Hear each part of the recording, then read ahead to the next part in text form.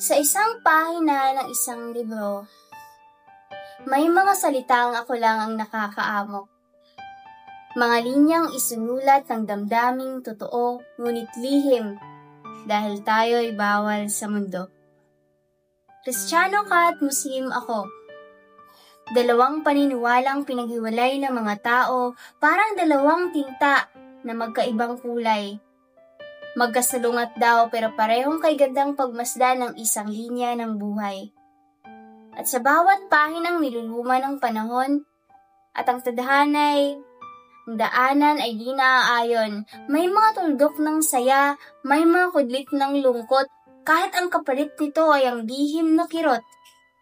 Hindi ba't ang pag-ibig ay tulad ng kwaderno? Puno ng kwento, kahit minsan ay may mga mali at burado. At kahit nasabihing bawal ang salitang tayo, ang katotohanan ay ikaw ang nais kong isulat hanggang dulo. Ngunit, heto tayo.